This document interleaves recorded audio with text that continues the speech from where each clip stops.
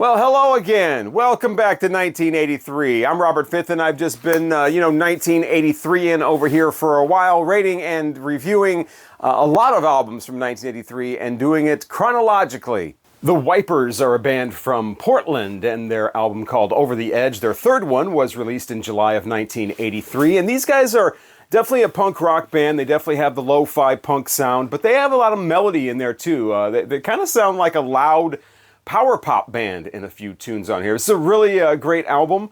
It is very lo-fi, so it takes a little bit getting used to the recording quality of this, but it's punk rock, so you just plug it in, crank it up, and rock out.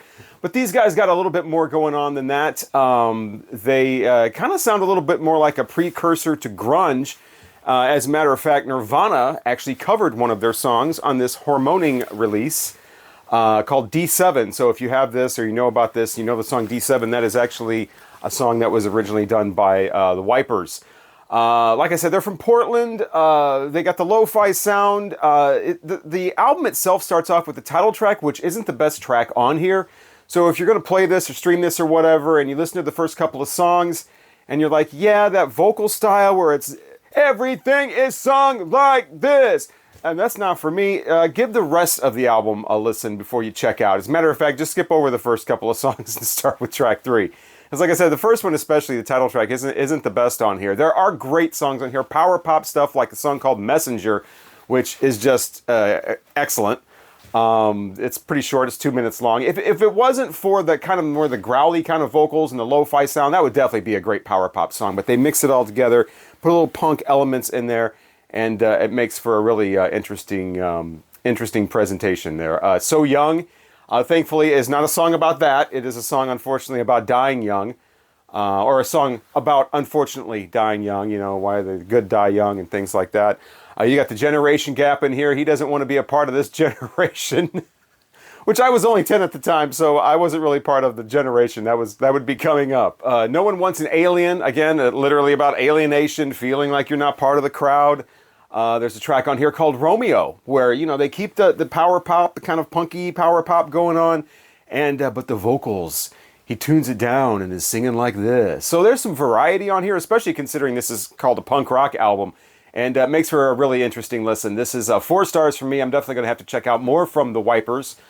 This, like I said, their third album, I think they had maybe 5 more, so they've got a pretty good collection of albums. And this one, like I said, gets 4 stars from me.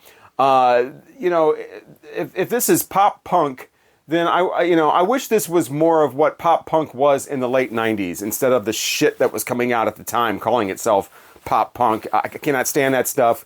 This is much more in the realm of what I think when you mix a little bit of pop elements, a little bit of power pop elements in with punk rock, this is what it should be right here. The album ends with an excellent song called This Time, all about how, he's made mistakes, but he's going to find the way, and he's going to change his life, and things are going to get better. So some optimistic punk rock at the end, but that's got a great riff in it, great song, and I love the part where he's like, this time I'm going to change my life. I'm going to go and take it in and out. Ow! So you get a little bit of a ow in there as well, which makes it extra fun. Also in July of 1983, Kansas has released an album called Drastic Measures. And Steve Walsh has already pieced out a couple of albums ago. He's been replaced by a guy named John Elefante. And the band Kansas is pretty much crumbling at this point. I think this would be their last album for a couple, 3 or 4 years, something like that. And they'd switch labels and they wouldn't have another huge, big hit for ever, I guess. Fight Fire with Fire is on this one, though. Fight Fire with Fire. Oh, I'm never gonna leave this flaming desire. Fire! That song, that's on here. That was one of the first Kansas songs I ever heard. That used to be on the radio a lot. I used to play that video all the time. And so I actually kind of like that song. It brings back some good memories. Fighting Fire with Fire.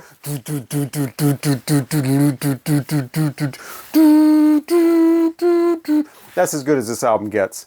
It shoots its wad really early on track 1, and then we're pretty much done. But I'll go ahead and talk about some of the other songs anyway. Like Everybody's My Friend. Hello, hello. All about how, he's a rock star and everybody wants to be his friend because he's this big rock star. John Elefante's a rock star? Okay, we'll go with that. There's another song on here about a girl that everybody thinks she looks like a boy and nobody wants to be around her, but hey, she's got dreams. Her name is Andy with an I. That's the title of the song. That one's kind of meh, whatever.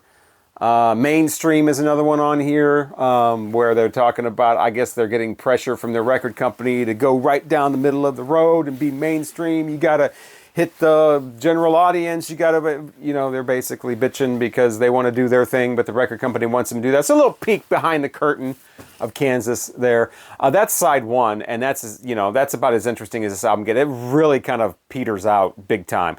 Peters out the wrong word. It dives off a cliff on side two. How about that? I don't really even remember a lot of the songs on side two, even though I've heard this album at this point 3 times. I know there's one about called Get Rich, where it's get rich, get rich. I don't know who Rich is, but they're going to get him. Drastic Measures from Kansas. I'm going to give this, oh man, I guess, man, it's got Fight Fire with Fire on it though. So I was just going to be like 2 stars. We're done here, but it does have Fight Fire with Fire, but you can also get Fire with Fire on the best of Kansas. So why not just get that and then just get Carry On Wayward Son and Point of No Return and all those as well. Yeah, 2 stars for this because you can get Fight Fire with Fire elsewhere. On July 21st, 1983, we got a new album from Circle Jerks, their 3rd album called Golden Shower of Hits, featuring, of course, Keith Morris on vocals after he left Black Flag. And Circle Jerks, you know, it's 1983. We got the punk rock thing going on here. I think they're mostly known for their outrageous name and their cover art and whatever, but they're a competent punk rock band. I first heard these guys on this, the Repo Man soundtrack, which features a couple songs from them that are on this album, including When the Shit Hits the Fan. You also get Idle Tendencies on here, as well as Black Flag, The Plugs, Burning Sensations. You get Fear on here. So this is a great overview of early 80s West Coast punk rock on this soundtrack. So definitely, if you're into that, you got to have this, pick this up. Also featuring Iggy Pop. So I first had Circle Jerks on here long before, well, not long before, a couple of years before I had this CD.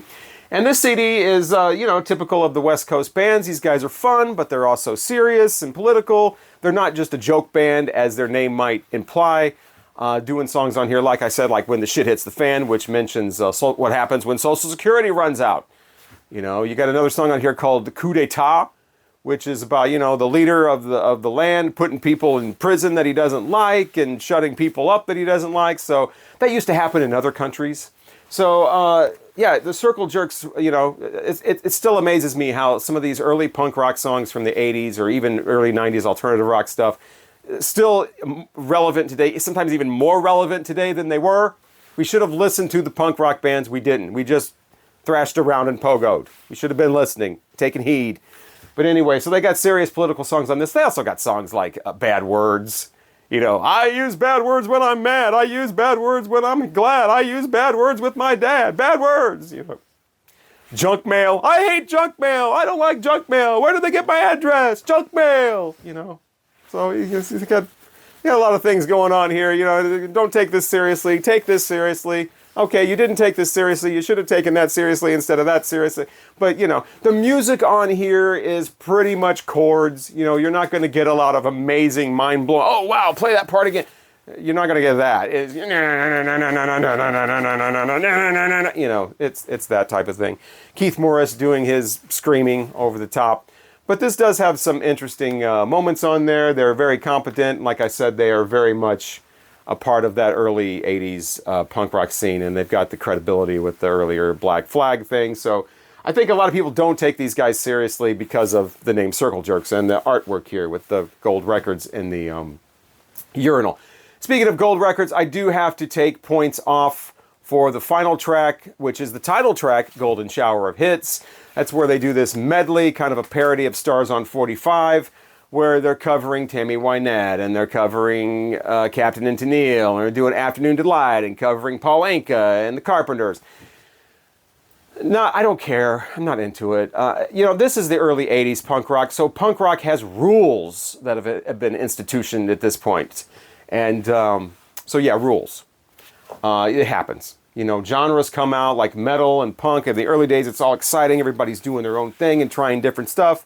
And then the rules come along. Well, you have to do this if you're a punk rock. Well, you can't do that because then it won't be punk rock. You have to do that. You have to dress this way if you're a metal. This is the metal way of dressing. You have to do... The rules come along.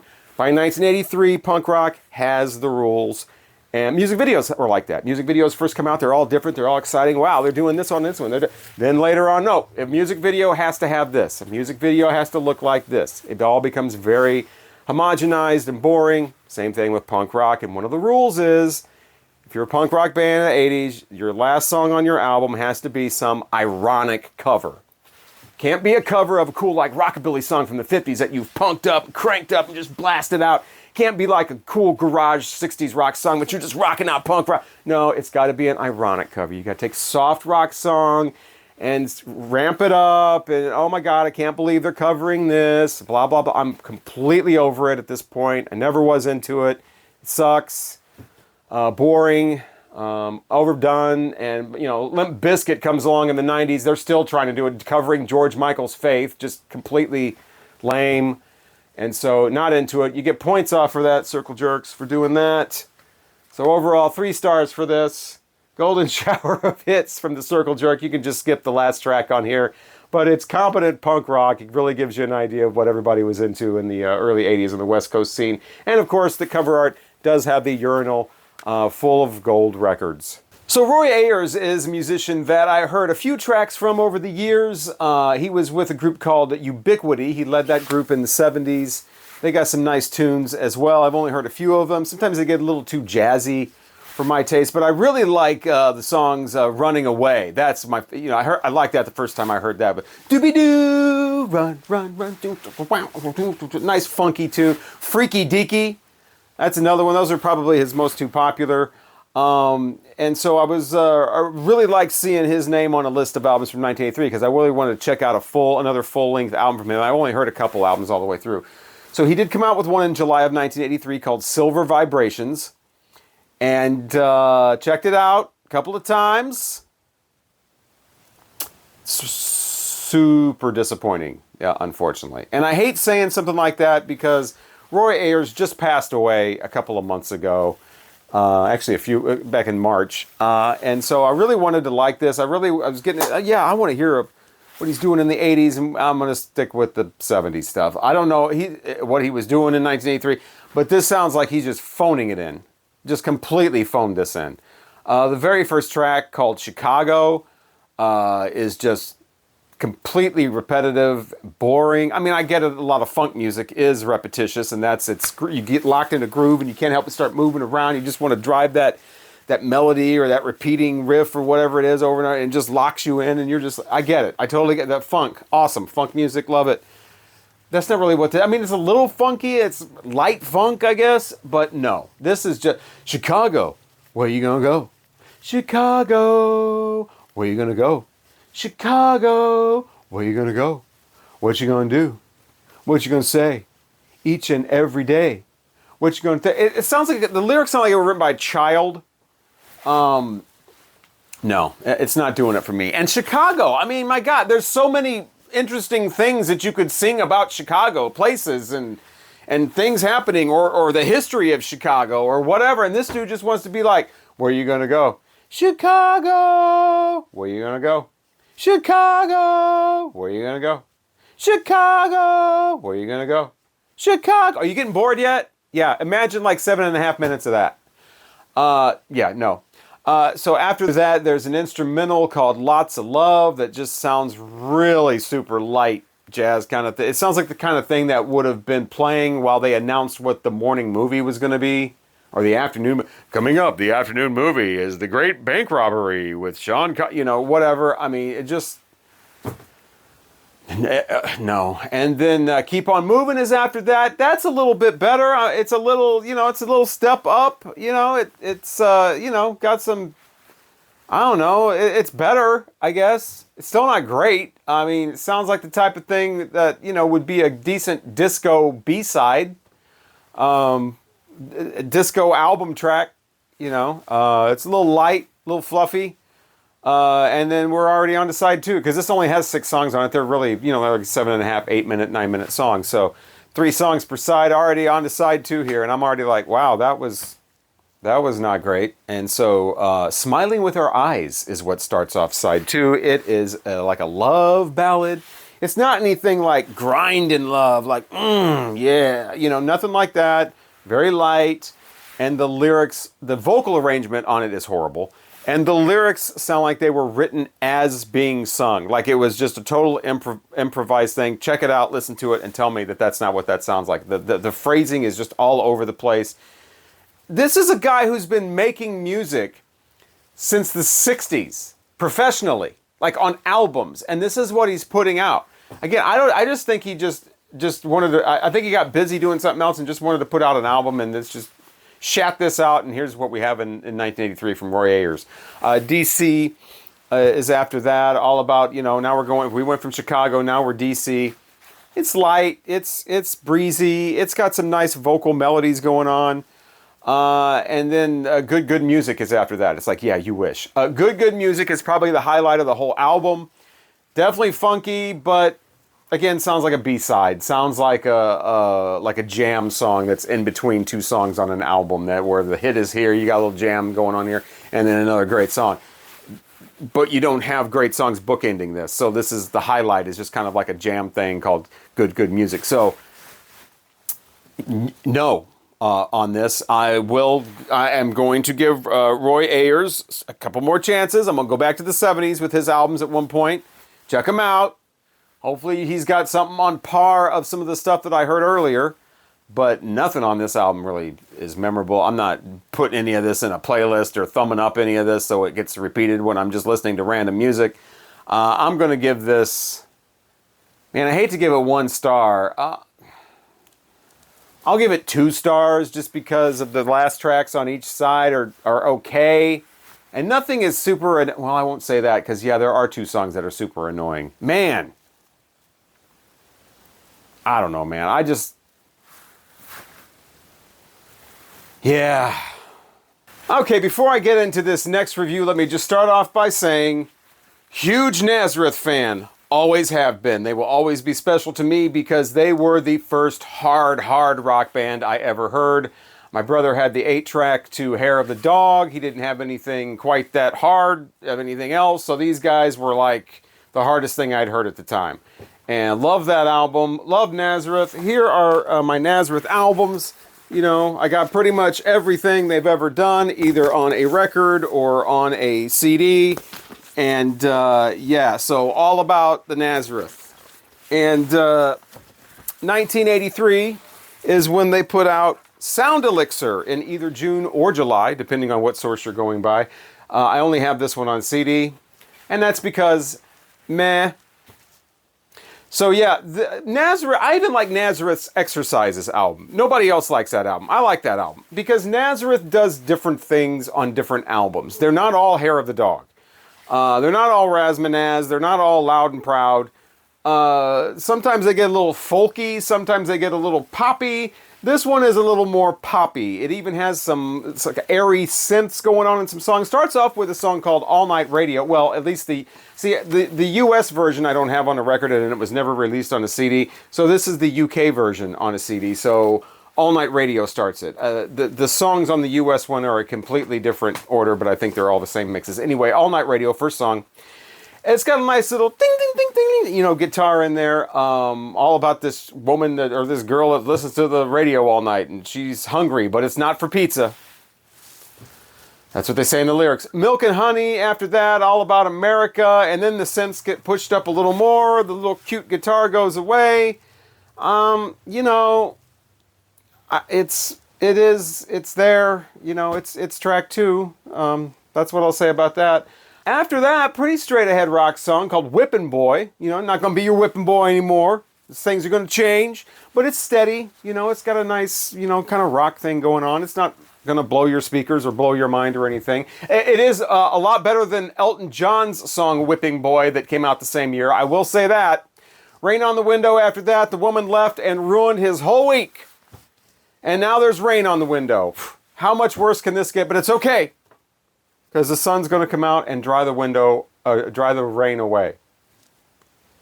Not the greatest lyrics, not the greatest song, very poppy, kind of hand clappy stuff. And if it's not hand clappy enough, there is a Nazareth song on here, what I call Backroom Boys, that I literally think has clap tracks on it, or snap tracks. It's like snap tracks on a Nazareth song. And it's all about, the boys in the back room making the deals, and you're going to be a backroom boy and all that.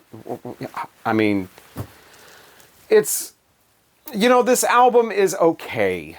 That's the thing. It's okay, and when it's Nazareth, I expect better than okay. Even if they're doing their kind of more pop-leaning stuff. There are some decent songs on here. The one about the still, the moonshine still called Local Still. That's got a kind of a, rocking back and forth with your Scottish, your stein or your pint, the kind of thing. Swaying back and forth with your mates kind of sound. Where Are You Now is what closes the album. That's just a real super generic ballad. Just Where Are You Now? You're not here, so, that kind of thing. So Nazareth, if you've heard Hair of the Dog, maybe you've heard a couple of their other more popular ones, like I said, like Loud and Proud or Razmanaz, Malice in Wonderland, whatever. And you're like, I need to explore more. You probably want to wait a while on Sound Elixir. It's not their best, but it's Nazareth, so it's not awful. I Ran is another one, not the Flock of Seagulls song, it's totally different. That's a good basic rocker. So they got some basic, pretty basic rock songs that on another Nazareth album would be like the lower tier songs. On here, they're the higher tier songs. So another song called Why Don't You Read the Book, all about reading between the lines. And why don't you read the book? What book? There's some weird lyrics on here too that are just like, what? Like the one about the rain on the window is like, oh my God, she left. My whole week is ruined and now there's rain on the window. So yeah, this is produced by lead guitarist Manny Charlton. Of course, you got Dan McCafferty. You got Billy Rankin playing guitar on this. He's with the band at this point. Baby, come back, 'cause I'm all alone. Remember that song? But yeah, Dan McCafferty's voice, great. They put a little processing on his voice on some of the tracks in here. You don't need any kind of echo or any kind of effect on Dan McCafferty's voice. Just let him sing right in the microphone. It's great. But yeah, Dan McCafferty, I mean, the Hair of the Dog era of Nazareth, I think sounds like Brian Johnson AC/DC. But before the Brian Johnson AC/DC was a thing. And also better than Brian Johnson AC/DC. I will put Hair of the Dog up against any AC/DC album, including those with Bon Scott. In fact, my favorite AC/DC album ever is Highway to Hell, and I think Hair of the Dog is kind of like this compared to it. And this, Hair of the Dog, miles better than just about any Brian Johnson AC/DC, with the exception of maybe Back in Black, which is, like here to Hair of the Dog. But anyway, why are we talking about Hair of the Dog? Sound Elixir is not Hair of the Dog. 3 stars for this. And yeah, if you're going to go venturing out into Nazareth land, I would make this one of the later ones that you pick up. Are you ready for some funky stuff straight out of Rhode Island? Then you are ready for Jeffrey Osborne and Stay With Me Tonight. This is his second solo album. Jeffrey Osborne, formerly of the group LTD. They had a bunch of hits back in the late 70s. And so he went solo. Came out with this album in July 22nd, 1983 is when this was released. And yeah, so I got this in the 80s just because of the song, the title track, Stay With Me Tonight. I thought that was one of the funkiest jams I had heard. I love that song, still love it. After, listen to this album, I was like, yep, that's still a good one. And it's one of those 80s R&B jams that has a squealing guitar solo in the middle of it. Because after like Prince, Little Red Corvette, and Beat It, Michael Jackson, every R&B jam had to have that guitar solo in it. Lionel Richie running with it. I mean, I could go on and on and on, mention like 100 of them. That was the thing. And I literally just found out 2 days ago, the guitar solo in this is Brian May from Queen. He actually does a guitar solo in the final song on here too, called Two Wrongs Don't Make a Right. But yeah, that's actually Brian May on guitar, and it doesn't really sound like a typical kind of Brian May sound. It's this squealy guitar kind of thing. But yeah, so Jeffrey Osborne, Stay With Me Tonight, featuring Brian May. This album was produced by George Duke, who also did a lot of the arrangements and all that, plays a few instruments on there. Michael Sembello she's a maniac, maniac, is involved in this as well. And the highlight on here, let's get real here, the highlight is Stay With Me Tonight. The rest of the album doesn't really match that kind of funk groove that song has. But there's some nice stuff on here. It starts off with a song called Don't You Get So Mad. And it's all about how, you know, I was in the club, you were with me. I was staring at this woman. I might have been staring at her, but you didn't have to get so upset and get so jealous. I might have been looking at her all night long, but quit getting so mad. Don't be so emotional while we're out in public. I mean, those are like lyrics to the first track. You're not really supposed to come right out and say that in a song, but apparently Jeffrey Osborne didn't get the memo.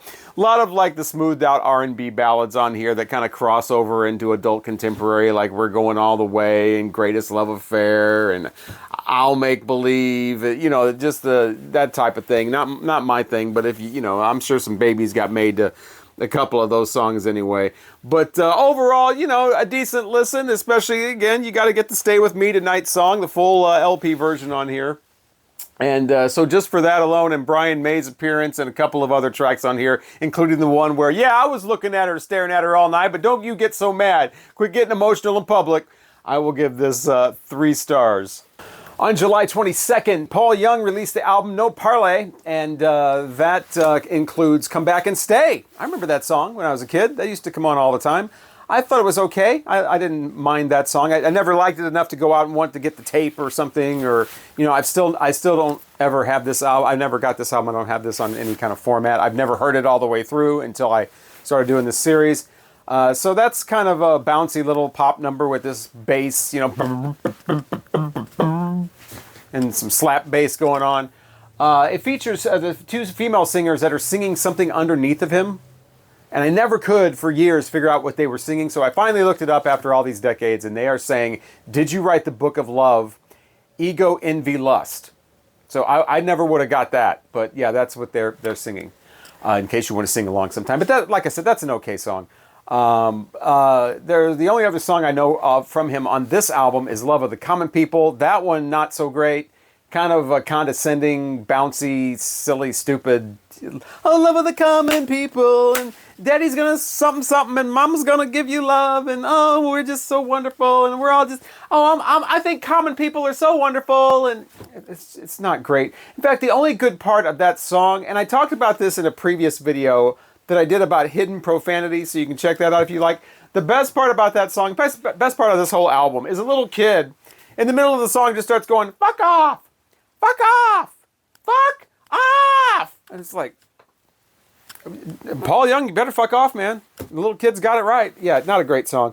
A lot of not great songs on here. I think this guy fancies himself a soul singer. Because he's over here doing like covers of like Marvin Gaye songs and Don Covey songs, and there's no need for that. Dude turns around then and does a cover of Joy Division's Love Will Tear Us Apart. Don't do that. That's Joy Division's. That's their like signature song. What are you doing? And he doesn't like do some great job with it or anything. He turns it into some basic synth pop nonsense. I mean, the Joy Division's obviously a synth group or whatever, but I mean, they had an edge to them. So this is like some wimpy version of why? Half of these songs on here are covers. I really think with the Marvin Gaye and the Don Covey, didn't mean to rhyme that.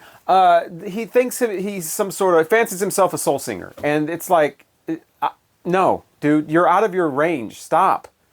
Well, I got soul and stuff. No, you're like a pop singer at best. There's a really weird track on here, and also written by Jack Lee, which I couldn't believe. He wrote the Come Out and Play song, or Come Back and Stay, not Come Out and Play, Come Back and Stay, and I think another one on here. He's the guy that used to be in the punk band The Nerves that wrote Hanging on the Telephone and Will Anything Happen that Blondie did. Great, you know, awesome. He wrote some other songs that other people did too. But he wrote another song on here called Sex that wraps this up. It's like this another just synthy pop kind of thing where it's like, you know, sex on TV, sex in the movies, make sure the kids don't see, come and have sex with me. And it's just like, you know, You better give it up, or It's like you know what I want, you better do it. awful. It sounds like somebody who's never had sex singing that song. It's about as sexy as a dead leaf. It's ridiculous. And the title, it just sex. This, forget about the parlay part. Just the no. This is a no from me. 2 stars, mostly because of Come Back and Stay. There's awful tracks on here that I'm not even really talking about, like one called Oh Women, where it's just like, oh women, and then, the woman comes on and goes, oh, lovely, mademoiselle, and it clunks along this horrible synth, just clunky. This album's not great, and I think it went like multi-platinum in the UK or something like that. What is going on? No, 2 stars. And I'm not even going to mention the god-awful song that's not on this. I'm mentioning it right now, though. As I say, I'm not mentioning it. I think that's called Irony. I don't know. But yeah, the every time you go away, you take a piece of meat with you or whatever. Terrible. Hated that song first time. It's not, okay, it's not terrible. It's just annoying. I was annoyed the first time I heard it. I was annoyed the 300th time I heard it. Thankfully, it was not on this. So, okay, so 2 stars because the extra star is for Come Back and Stay, and the fact that Every Time You Go Away is not on here. So yeah, let's go ahead and wrap this one up. But in the next one, I'm going to review albums from Metallica, also Oingo Boingo, and Neil Young when he is with a band called the Shocking Pinks. That and a lot more as I continue the deep dive into the albums of 1983, rated and reviewed. A whole lot of albums still yet to come. Thank you so much for continuing with me on this journey through the past, to quote Neil Young. But that's not on the Shocking Pinks, everybody's rockin' album. That's going to be reviewed coming up. So yeah, please join me for that. Thank you so much for watching. I'm Robert Fithen, and I will hopefully talk to you again when we go back to 1983 next time.